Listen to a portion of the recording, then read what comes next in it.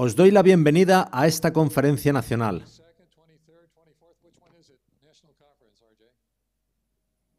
Esta es la número 23, ¿verdad? La primera fue en Mojave.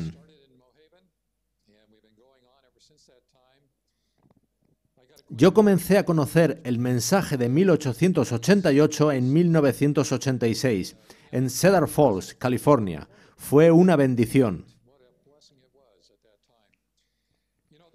Esto no sería una conferencia sobre el mensaje de 1888 si no estudiásemos en ella algunas de las preciosas gemas de verdad que encontramos en los escritos de Jones y Wagoner.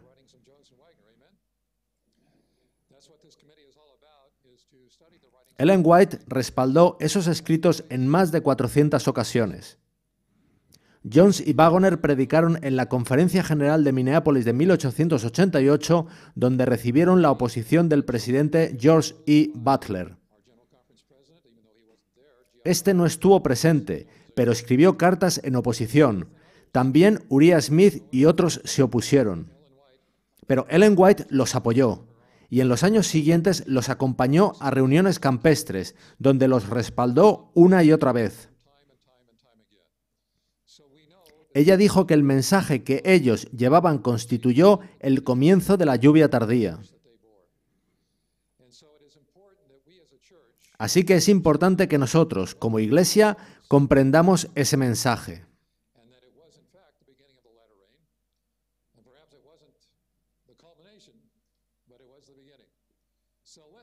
Así que repasaremos las principales ideas que nos aportaron Jones y Wagoner en sus escritos y las resumiremos en 10 verdades del Evangelio.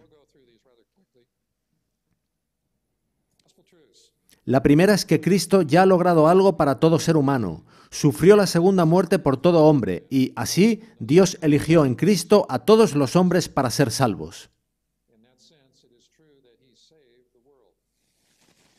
Es en ese sentido que Cristo es el Salvador del mundo, como dicen Juan 4:42 y 1 de Juan 4:14. Es apreciando lo logrado por Cristo en la cruz como los tibios laodicenses aprenderán el significado de la fe y cómo gloriarse en la cruz.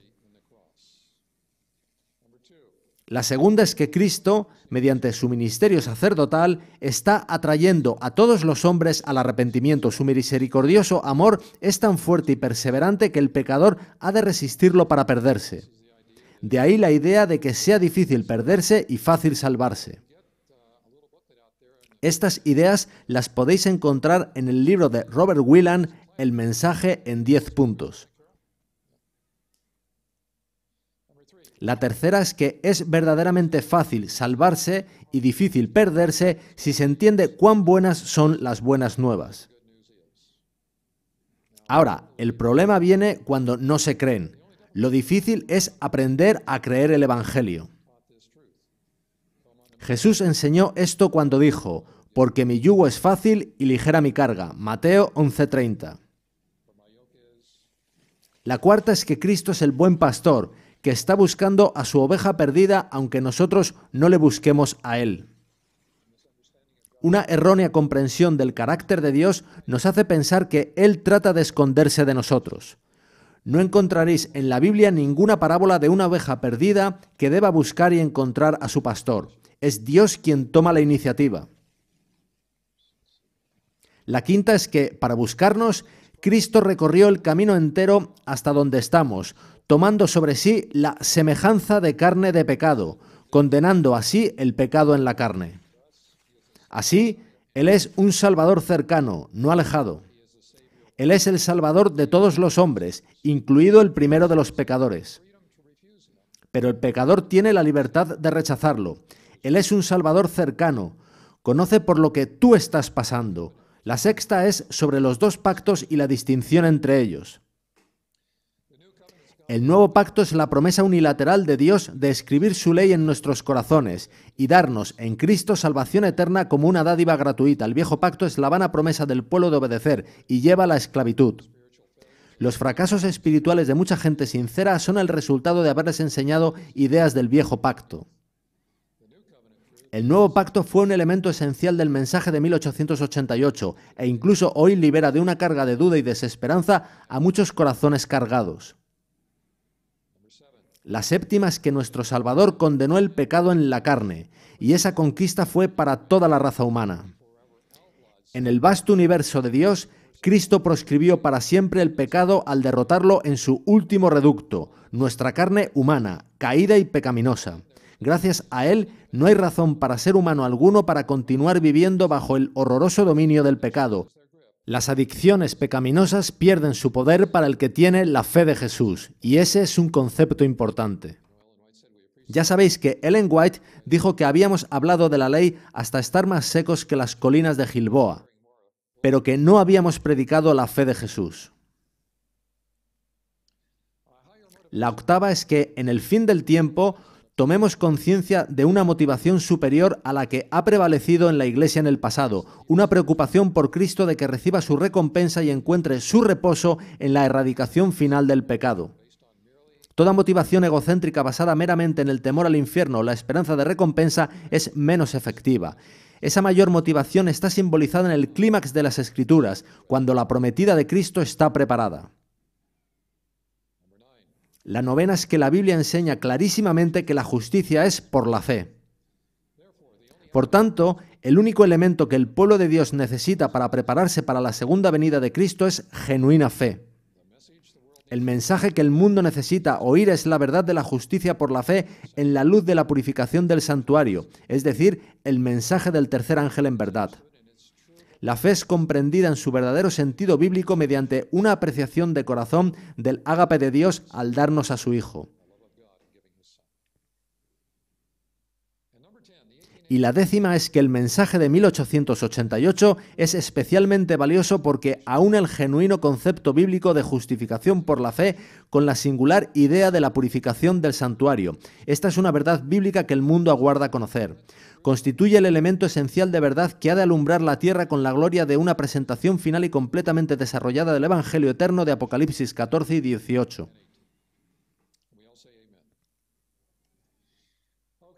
Bueno, esto fue una introducción de algunos de los conceptos bíblicos extraídos de los escritos de Jones y Waggoner. Este comité ha existido desde 1986. Continuamos estudiando e investigando con la Biblia como única autoridad y los escritos de Jones y Waggoner y de Ellen White como apoyo para extraer estas preciosas verdades. Ahora, esta tarde vamos a mirar al libro de Efesios. Muchas alusiones gloriosas se han hecho al libro de Efesios.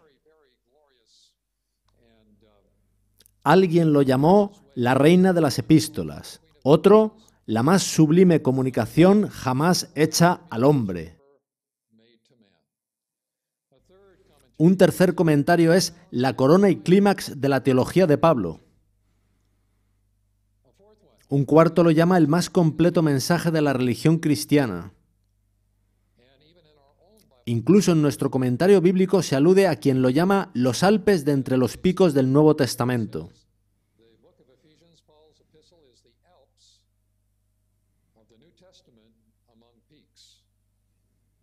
Podéis ver, por tanto, que debe haber algo muy especial en el libro de Efesios, y hoy vamos a estudiarlo. Ahora, ¿cuál es el tema dominante en el libro de Efesios? Bien, abrid vuestras Biblias en el libro de Efesios.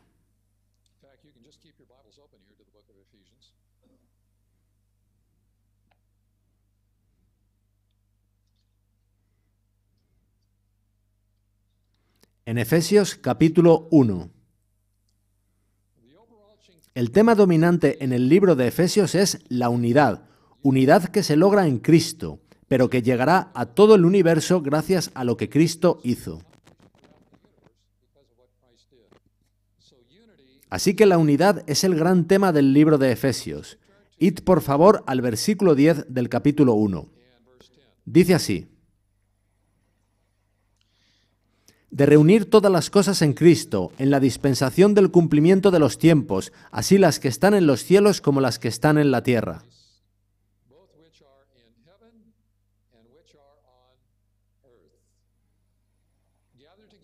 habla de reunir todas las cosas en una, tanto las que están en los cielos como las de la tierra.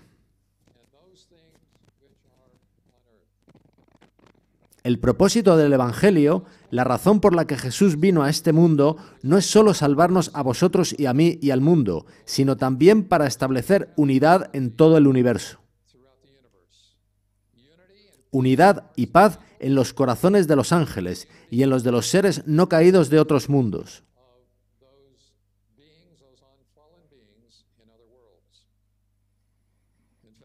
Para ver sobre esta idea de unidad en el universo, podemos leer otro texto en Colosenses 1. Colosenses 1:20 dice, y por medio de él, se refiere a Cristo, reconciliar consigo, se refiere a Dios, todas las cosas. Así las que están en la tierra como las que están en los cielos, haciendo la paz mediante la sangre de su cruz. De modo que la cruz es el medio principal por el cual Dios trata de lograr unidad en el universo.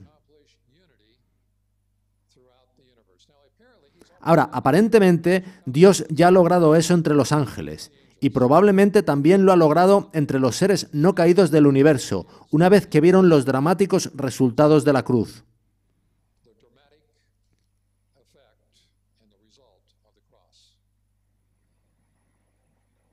Jesús mismo dijo, y yo, si fuere levantado de la tierra, a todos atraeré a mí mismo. Pero Dios está aún aguardando a un pueblo aquí en esta tierra que acepte su redención, de modo que Él pueda cumplir su propósito definitivo.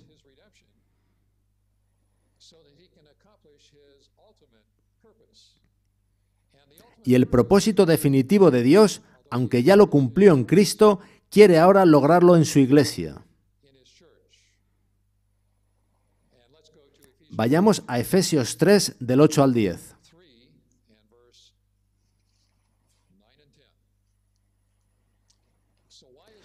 ¿Por qué está esperando Jesús? ¿Por qué no vino aún? ¿Por qué no está lista la prometida? ¿A qué espera el prometido con ansiedad?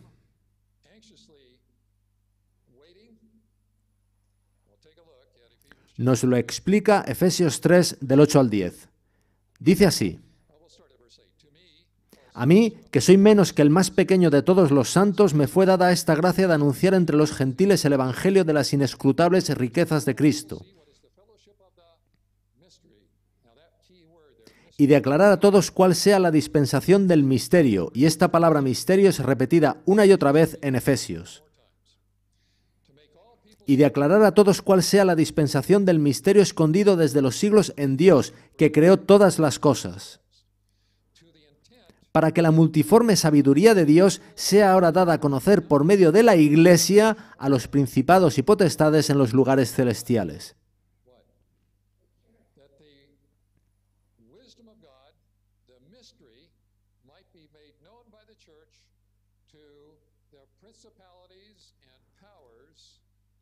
Así que Dios está guardando a la Iglesia para que ésta dé a conocer el misterio a los principados y potestades en los lugares celestiales. ¿Cuál es el misterio? La unidad en Cristo. Pero esa unidad solo puede ser plenamente lograda cuando se consume el misterio. Y ese misterio es la restauración de la imagen de Dios, la cual Dios logró en Cristo. Así lo asevera el versículo 11. Conforme al propósito eterno que hizo en Cristo Jesús nuestro Señor. Así que Dios cumplió en Cristo Jesús nuestro Señor el misterio, que es la restauración de la imagen de Dios en nuestra naturaleza humana, en nuestra carne humana. Y Dios está ahora esperando la culminación, la consumación de ese misterio en la Iglesia, que es la restauración de la imagen de Dios en nuestra naturaleza humana.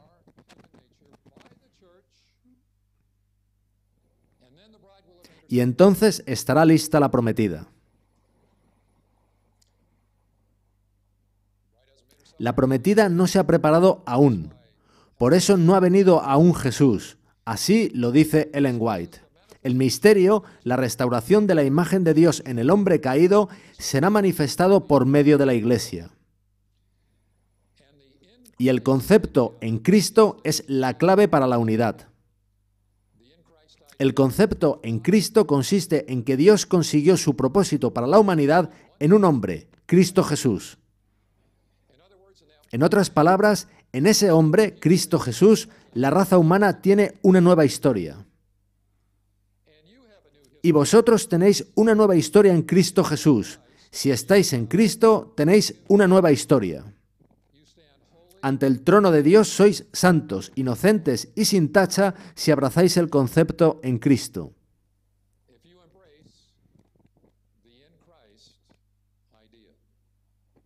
Consistente en que todo eso fue cumplido en Cristo, de modo que por medio de la unión con Él puede ser logrado en vosotros y en mí.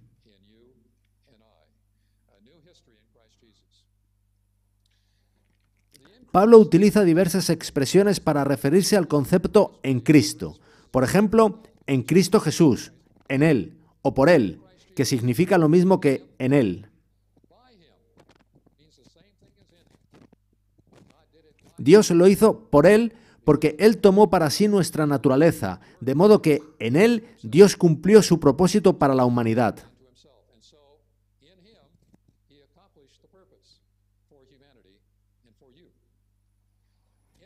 Otras expresiones equivalentes son por medio de Él, en el amado, junto con Él y por quién. Estas son las expresiones repetitivas que usa Pablo en Efesios y en sus otras epístolas para expresar el concepto corporativo en Cristo. Y esta tarde vamos a verlas. Ahora, la pregunta es, ¿estáis en Cristo? Testimonios para la Iglesia, tomo 5, página 46, dice: «Estáis en Cristo, no lo estáis si no reconocéis que sois pecadores indefensos y condenados. Tampoco lo estáis si exaltáis y glorificáis el yo. Si hay algún bien en vosotros, se debe enteramente a la misericordia de un compasivo Salvador. Vuestra cuna, vuestra reputación, vuestra riqueza, vuestros talentos, vuestras virtudes, vuestra piedad, vuestra filantropía o cualquier otra cosa dentro de vosotros o relacionada con vosotros no podrá establecer un lazo de unión entre vuestra alma y Cristo». Vuestra conexión con la Iglesia y la estima en que os tengan los hermanos no os servirán de nada a menos que creáis en Cristo. No basta creer acerca de Él, habéis de creer en Él, habéis de depender enteramente de su gracia salvadora. Todo eso para saber que estáis en Cristo. Vayamos de nuevo al capítulo 1 de Efesios, comenzando en el versículo 3.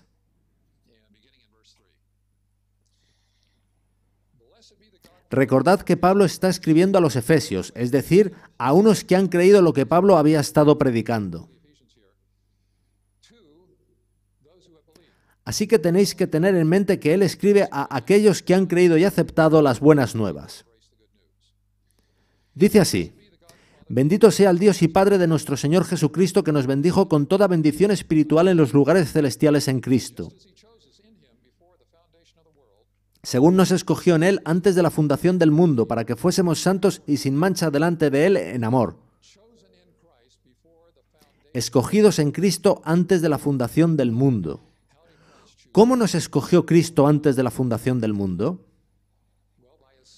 Se nos responde a esa pregunta en Mensajes Selectos, tomo 1, página 252. Leámoslo. Al asumir la forma humana, Cristo tomó la parte de cada ser humano. Él era la cabeza de la humanidad. Siendo un ser divino y humano, con su largo brazo humano podía abarcar a la humanidad, mientras que con su brazo divino podía aferrarse del trono del infinito. De modo que, al asumir nuestra humanidad, nuestra naturaleza humana, Cristo tomó la parte de todo ser humano. Tomó la parte de cada ser humano identificándose corporativamente con nuestra naturaleza caída. Este es el medio por el cual Cristo nos escogió para estar en Él desde antes de la fundación del mundo, tomando parte e identificándose con nuestra naturaleza humana caída.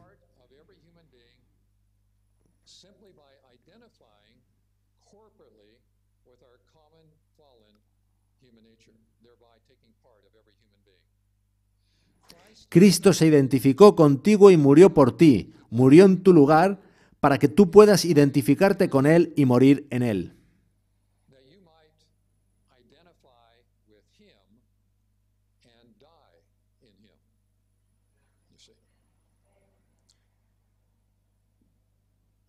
Para que tú puedas identificarte con Él y morir con Él.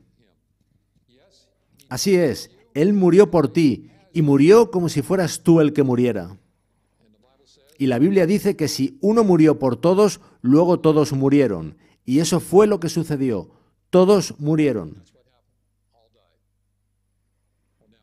Cuando ese uno murió, todos murieron corporativamente. Toda la raza humana murió en Cristo al asumir Él nuestra naturaleza humana e identificarse corporativamente con todo ser humano. Él supo lo que era nuestra naturaleza humana.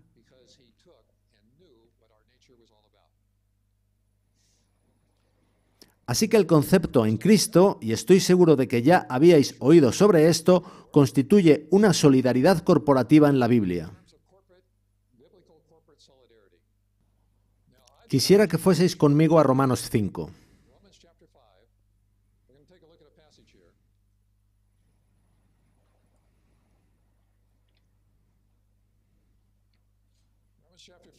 Desde el versículo 15 hasta el 21, Pablo deja bien claro que lo que hizo Adán afectó a la raza humana en un sentido.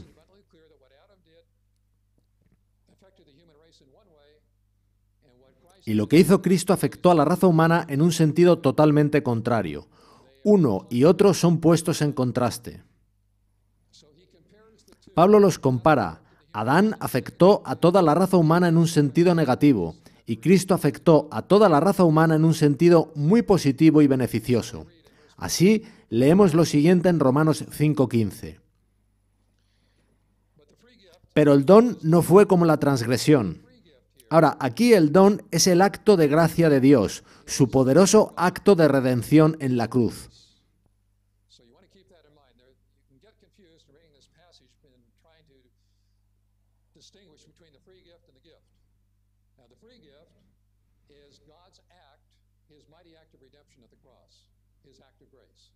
Y se pone en contraste con la transgresión, el don en contraste con la transgresión de Adán.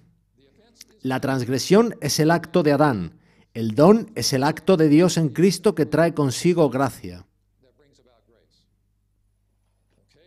Así que el don no es un don cualquiera, sino que es un acto de Dios. Sigamos leyendo. Pero el don no fue como la transgresión, porque si por la transgresión de aquel uno murieron los muchos, todos realmente,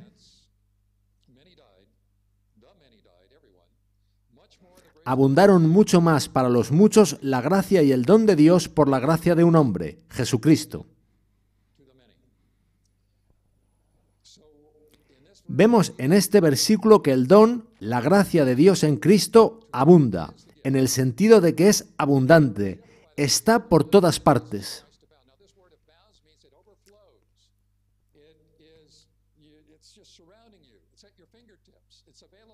El don es abundante para todos, y Pablo continúa contándonos en el versículo 16 en qué consiste el don.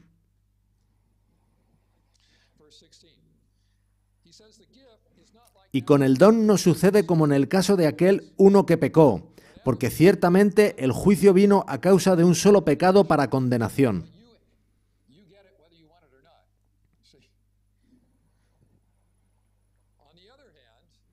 En otras palabras, lo que hizo Adán trajo algo, condenación, que es para toda persona, lo quiera o no.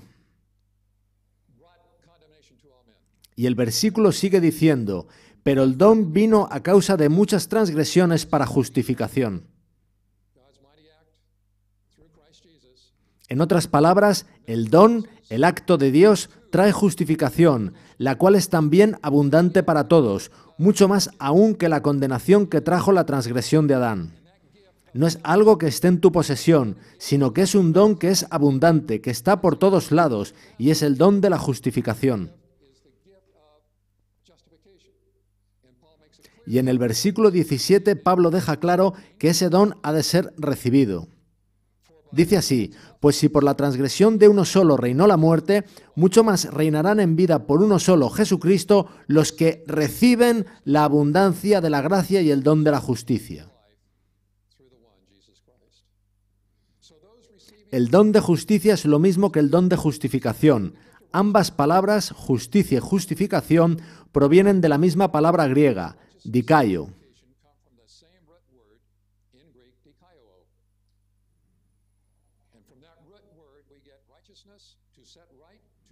Así que la justicia o justificación ha sido hecha por Dios abundante para nosotros, pero hemos de recibirla, de aceptarla.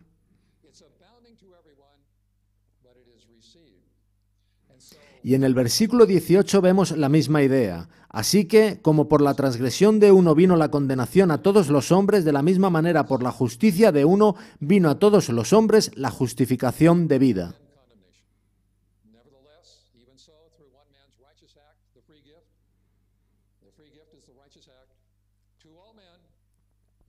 Y esa justificación es el don que nos da a todos esta vida temporal y a quien lo recibe le da además la vida eterna. Ahora, con eso en mente, mirad la siguiente diapositiva. Lo que heredamos de Adán es condenación. Tan pronto como nacemos en este mundo, heredamos condenación. Lo que heredamos de Cristo no es justificación.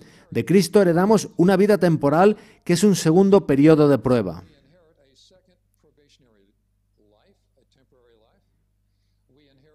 También heredamos de Cristo el derecho de nacimiento, que es el resultado de que Él nos comprara.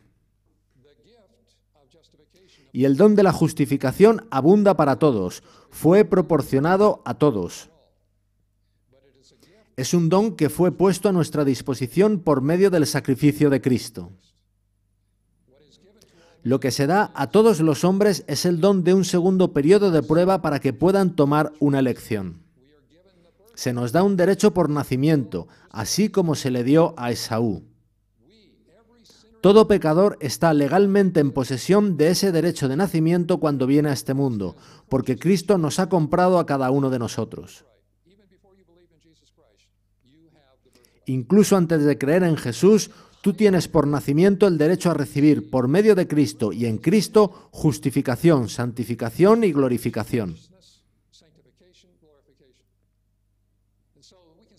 Por eso podemos decir que objetivamente, desde un punto de vista objetivo, todos los hombres son en Cristo justificados, santificados, glorificados y sentados en los lugares celestiales como si estuviéramos literalmente en Él. Pero a menos que uno esté en Cristo, no está justificado ni está sentado en los lugares celestiales. Desde un punto de vista objetivo, todo eso lo ha logrado Cristo para nosotros, pero es algo que hemos de recibir, aunque por nacimiento tenemos el derecho a ello. Volveremos más tarde a esta idea del derecho por nacimiento. En cuanto a solidaridad corporativa, Cristo se solidarizó con nuestra naturaleza, no con una diferente. Pero no se solidarizó corporativamente con nuestra mente. Si hubiera hecho eso antes de que creyésemos, tendríamos un problema muy serio. Así, al identificarse corporativamente con nuestra naturaleza, fuimos elegidos en Él. Al identificarse perfectamente con nuestra naturaleza caída, se solidarizó corporativamente con nosotros y se convirtió así en nuestro sustituto y representante, para que nosotros pudiéramos identificarnos con su naturaleza.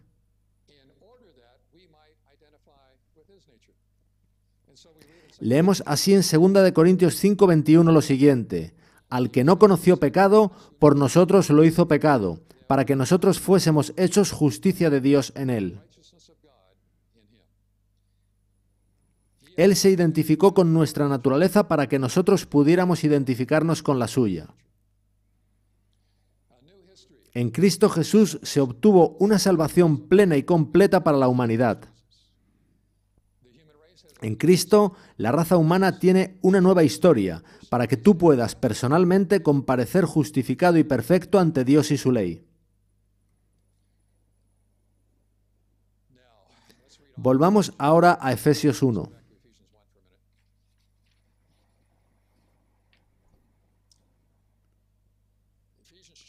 Iremos a Efesios 1:4.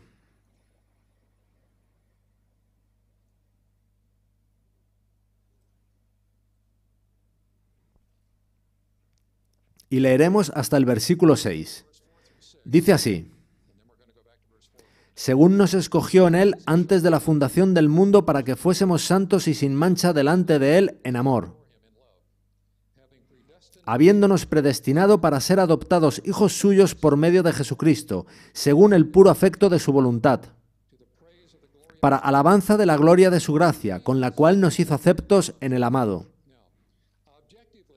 Entonces, objetivamente somos aceptos en el amado, pero no lo somos subjetivamente a menos que estemos en Cristo. Veamos cómo lo describe Ellen White. Jesús está en el lugar santísimo para comparecer por nosotros ante la presencia de Dios. Allí no cesa de presentar a su pueblo momento tras momento como completo en Él. Pero por estar así representados delante del Padre, no hemos de imaginar que podemos abusar de su misericordia y volvernos descuidados, indiferentes y licenciosos.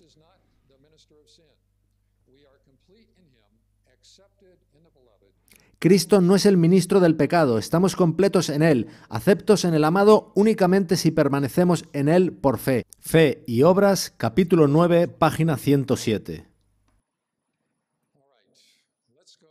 Volvamos ahora a la Biblia, a Efesios 1. Recordad que Pablo está escribiendo a creyentes de la ciudad de Éfeso. Empezando en el versículo 3, dice: bendito sea el Dios y Padre de nuestro Señor Jesucristo, que nos bendijo con toda bendición espiritual en los lugares celestiales en Cristo. Ahí está el concepto en Cristo. Según nos escogió en Él, ahí está de nuevo, antes de la fundación del mundo, y lo hizo uniendo nuestra naturaleza con su divinidad, identificándose con nosotros, para que fuésemos santos y sin mancha delante de Él en amor, habiéndonos predestinado para ser adoptados hijos suyos por medio de Jesucristo, según el puro afecto de su voluntad.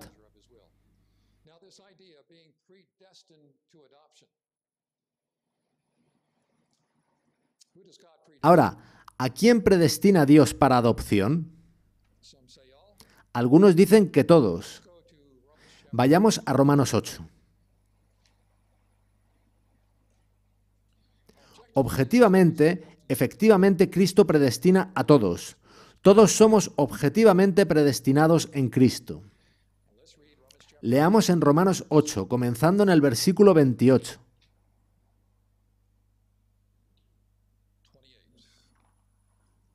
Y sabemos que a los que aman a Dios, todas las cosas les ayudan a bien, esto es, a los que conforme a su propósito son llamados.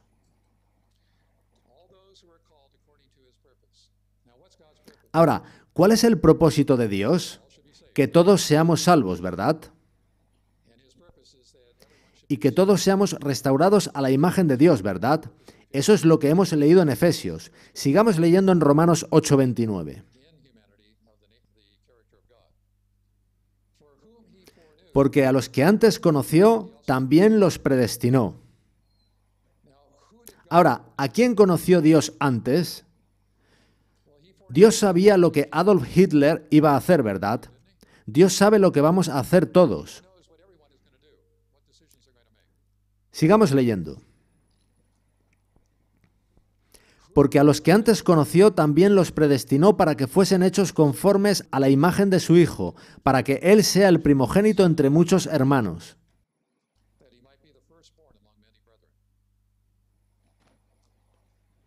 Dios predestina objetivamente a todos a ser conformados a la imagen de su Hijo, aunque solo lo serán finalmente aquellos que lo crean.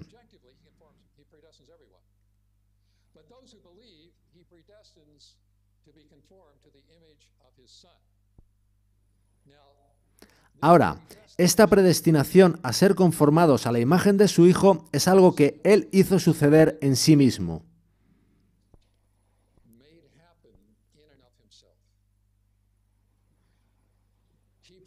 Dios predestinó a todos tomando nuestra naturaleza humana, genéticamente defectuosa e infectada de egocentrismo, y uniéndola a la naturaleza divina de su Hijo. infected with this self-centeredness, and he united it with his divine Son, the divine sinless nature. Fue por esa unión como Dios predestinó objetivamente a todos a ser conformados a la imagen de su Hijo. Who would believe to be conformed to his Son. In other words, the image of God was restored En otras palabras, la imagen de Dios fue restaurada en la naturaleza humana por medio de su Hijo. Así es como tuvo lugar la predestinación, por medio de la encarnación, con la cruz y con la resurrección.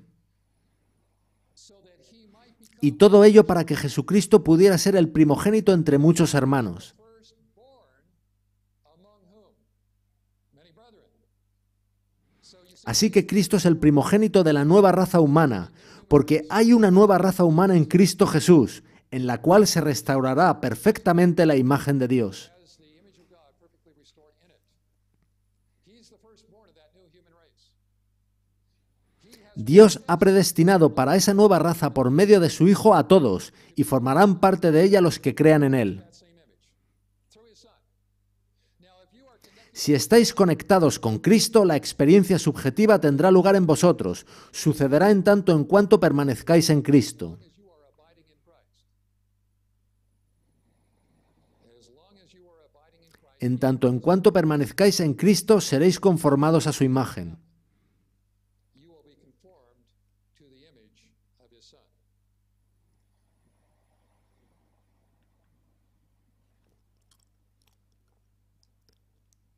So we read again in verse 20. Sigamos leyendo en Romanos 8:30. Y a los que predestinó, a estos también llamó.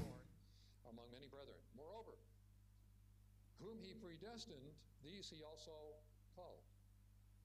Así que Dios llama a todos, pero no fuerza a nadie, ni a creer ni a no creer. Believe, he calls. You see? Everyone who's going to believe, he calls. He doesn't force anyone not to believe. He doesn't force anyone to believe. But he calls everyone who's going to believe. Moreover, whom he predestined, Y a los que predestinó, a estos también llamó, y a los que llamó, a estos también justificó, y a los que justificó, a estos también glorificó. justified. In whom he justified, he also glorified. Now you know you're not Objetivamente, en Cristo es glorificada toda la raza humana. Dios salvó a toda la raza humana en Cristo. see God saved the whole human race in Christ. So for Y desde un punto de vista objetivo, Dios justificó, santificó y glorificó a toda la raza humana. the whole human race sits En Cristo toda la raza humana se sentó en los lugares celestiales, de modo que cuando Dios mira a su Hijo, Él ve a toda la raza humana salvada. who believe have the privilege of sitting in heavenly places.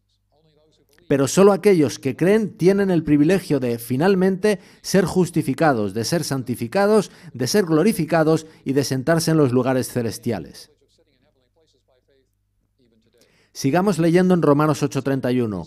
¿Qué pues diremos a esto? Si Dios es por nosotros, ¿quién contra nosotros? Against us. He who did not spare his own El que no escatimó a su propio Hijo, sino que lo entregó por todos nosotros, ¿cómo no nos dará también con él todas las cosas? ¿Quién acusará a los escogidos de Dios? Dios es el que justifica. justifies, is it? You're not justified because of No es vuestra fe la que os justifica tan solo la perfecta y consumada obra de Cristo. Christ. If you read Galatians, Pablo deja explícita y totalmente claro en Gálatas 2:16 que el hombre no es justificado por las obras de la ley, sino por la fe de Jesucristo. Jesus Christ. And if you have Y si vuestra versión de la Biblia dice en Gálatas 2:16 fe en Jesucristo, poned ahí una marca, porque la traducción correcta es fe de Jesucristo. grammatically in the Greek, No somos justificados por las obras de la ley, sino por la fe de Jesucristo. Jesus Christ. In other words, En otras palabras, Dios no manifestó su justicia por nuestra fe en Cristo, sino por la fe de Jesucristo. Podéis leerlo en Romanos 3, 21 y 22. Jesus Christ.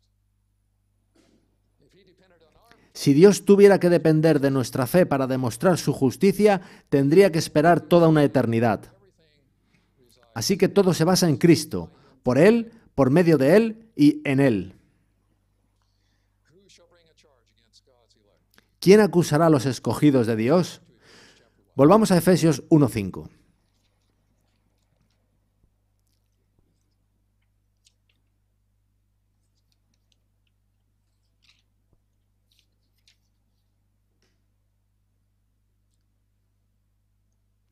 Habiéndonos predestinado para ser adoptados hijos suyos por medio de Jesucristo, según el puro afecto de su voluntad. Just read in Romans 8 how that was done. To himself, according to the good pleasure of his will, and he accomplished good pleasure. Y ya vimos en Romanos 8 que esto por medio de Jesucristo y que lo hace para toda la humanidad, para alabanza de la gloria de su gracia, con la cual nos hizo aceptos en el amado. Now, you just Y ya visteis esa cita de Ellen White que explica lo que significa ser aceptos en el amado. and it is true when God spoke to his son, Cuando Dios dijo a su Hijo en el río Jordán tras su bautismo, «Este es mi Hijo amado en quien tengo complacencia», esas palabras abarcaban a toda la humanidad. all of humanity is accepted in the beloved. Y así, toda la humanidad es aceptada en el amado, y esa experiencia la recibe quien permanece en Cristo por fe. Sigue diciendo, «En quien tenemos redención por su sangre, el perdón de pecados según las riquezas de su gracia». Riches of his grace. Have you ever thought? ¿Habéis pensado alguna vez en las riquezas de la gracia de Dios? El concepto en Cristo contiene toda la gracia de Dios. That's how grace came about. Es así como se nos da la gracia, en Cristo, por su disposición a descender del cielo y a formar parte de la raza humana. You see, angels were never Los ángeles nunca tuvieron necesidad de gracia y nunca estuvieron bajo la gracia, ni los no caídos ni los caídos. Adán nunca necesitó de la gracia antes de la caída, pero tras la caída se puso en marcha el plan de la salvación y desde ese mismo instante la gracia fue efectiva. and effectively Y así Dios salvó al mundo por gracia, por la disposición de su Hijo a tomar nuestra humanidad, recorriendo todo el camino hasta la cruz, para ser ejecutado y levantar una nueva humanidad. and by grace we are Y por gracia es que nosotros estamos aquí ahora. Todo el mundo se mueve en una atmósfera de gracia. in that atmosphere of grace. Tenemos el privilegio de inhalar por fe esa atmósfera de gracia. Toda la humanidad se beneficia de las riquezas de la gracia de Dios. Vivimos, nos reproducimos o comemos fresas y arándanos porque vivimos en una atmósfera de gracia. Because we're standing in an atmosphere of grace. But by faith we partake Pero es por fe como tenemos entrada a esta gracia en la cual estamos firmes. Romanos 5:2. En quien tenemos redención por su sangre, el perdón de pecados según las riquezas de su gracia. of his grace. Yes, in Christ Efectivamente, en Cristo tenemos una segura justicia y un seguro perdón. you don't have to worry about any sin that you committed in the past. Todos nuestros pecados pasados, presentes y futuros fueron cargados por Cristo Jesús. In Christ Jesus, amen. But that doesn't mean you go Pero eso no quiere decir que debamos seguir en esos pecados, porque la gracia de Dios nos enseña a rechazar toda impiedad. things, does it? Because the grace of God teaches us to deny all what? It teaches us to deny all ungodliness. So yes, Así que, por las riquezas de su gracia, somos llevados a un perfecto perdón y a una perfecta justicia. by the riches of his grace. Ellen White says, En palabras de vida del gran maestro, refiriéndose al siervo malvado, Ellen White dice que cuando el rey le perdonó su deuda de 10.000 talentos, eso representaba el perdón de todos nuestros pecados. debt is forgiven. She says that represented the forgiveness of all sin. All sin. Now, Christ can't Pero Cristo no puede simplemente perdonarnos. Si así lo hiciera, su gobierno no resistiría. his government would stand. So in order to De modo que, para perdonarnos, la raza humana tenía que morir. this human race can no longer live. And as a result of the death, Y como resultado de la muerte de Cristo y nuestra identificación con su muerte, somos perdonados. and if anyone Y si alguno peca, abogado tenemos para con el Padre, Cristo justicia nuestra. and if we confess our sins, he's faithful. Y si confesamos nuestros pecados, Él es fiel y justo para perdonar nuestros pecados. We stumble and fall, we do have an advocate, do we not? Ahora, si caemos, tenemos un abogado, sí, pero hemos de recordar que nuestros pecados le hieren y le duelen a Él más que a nosotros. And it's hurting him worse than it's hurting us. So it drives us to the throne. It drives us Así que nuestras caídas nos llevan ante el trono de Dios de rodillas, donde al contemplar a Cristo Jesús, la gloria del hombre es abatida en el polvo. En quien tenemos redención por su sangre, el perdón de pecados según las riquezas de su gracia, que hizo sobreabundar para con nosotros en toda sabiduría e inteligencia. Y esa palabra sabiduría significa un conocimiento que engloba todo el concepto en Cristo. Lo que Dios hizo para lograr la salvación de la raza humana, dando a la raza humana una historia nueva y santa en ese hombre, en Cristo Jesús. Sigue diciendo, dándonos a conocer el misterio de su voluntad, según su beneplácito, el cual se había propuesto en sí mismo. Fijémonos bien en lo que dice. Él nos hace conocer esa sabiduría, ese misterio de su voluntad, el cual es logrado en un hombre, Cristo Jesús.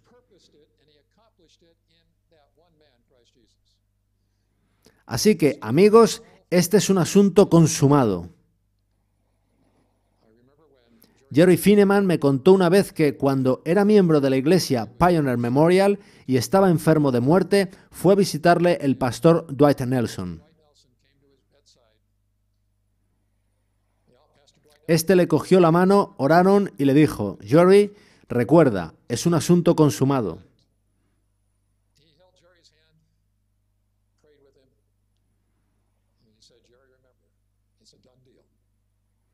Y es así, amigos, es un asunto consumado.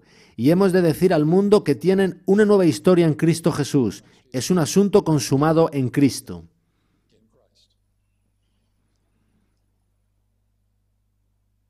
Dándonos a conocer el misterio de su voluntad, según su beneplácito, el cual se había propuesto en sí mismo, de reunir todas las cosas en Cristo, en la dispensación del cumplimiento de los tiempos, así las que están en los cielos como las que están en la tierra.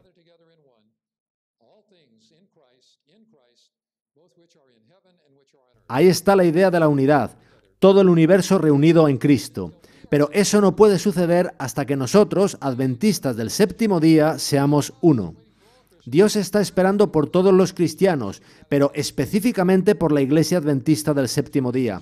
Dios ha dado un mensaje especial a esta iglesia y Dios está esperando a que ese mensaje vaya al mundo para que el resto de los cristianos puedan ser reunidos en uno, esto es, en Cristo. Y eso es parte del mensaje del tercer ángel y del Evangelio eterno. De reunir todas las cosas en Cristo, en la dispensación del cumplimiento de los tiempos, así las que están en los cielos como las que están en la tierra. En Él, asimismo, tuvimos herencia, habiendo sido predestinados conforme al propósito del que hace todas las cosas según el designio de su voluntad.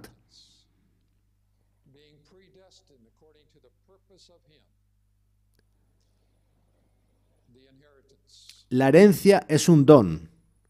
Abraham no la recibió aún. Aún está esperándola. A Esaú también se le prometió la herencia, pero desdeñó la primogenitura. Ahora, esta idea de la primogenitura es muy importante. Por el sacrificio de Cristo, porque Él compró a todo hombre, porque pagó el precio de la emancipación de todo hombre,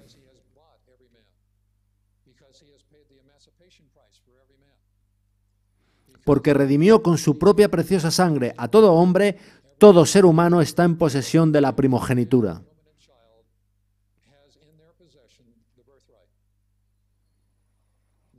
Y esa primogenitura te da el derecho a recibir todas las cosas en Cristo.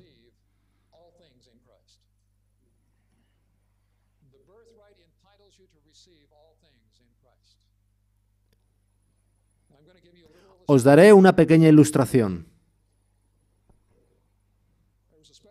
Había en este vasto planeta una ciudad especial, una ciudad en la que había muchas corporaciones.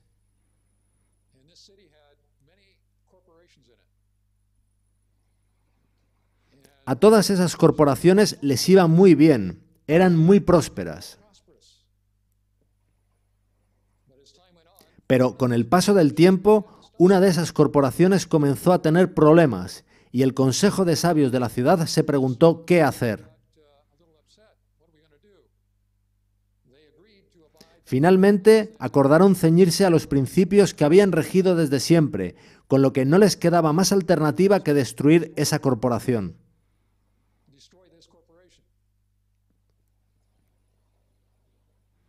Pero uno de los miembros del Consejo de Sabios se ofreció a dejar su puesto en el Consejo para ir a la corporación con problemas y asumir en ella la responsabilidad de dirección.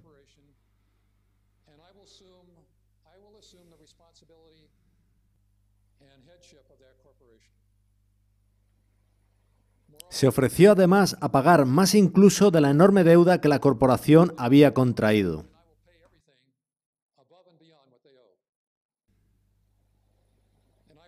Él era consciente de que nunca podría volver a asumir el rol y función que tenía en el Consejo de Sabios. Pero aún así, estuvo dispuesto a ir y limpiar y ordenar esa corporación. Y fue. Dejó el Consejo de Sabios y se fue a la corporación que tenía problemas.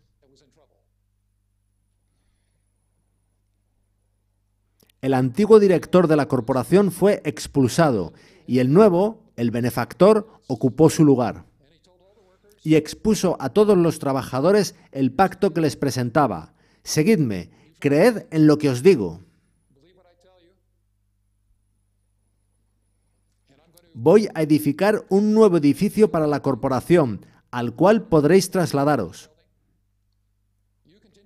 Continuaréis trabajando como hasta ahora y volveréis a regiros por los principios que siempre tuvimos.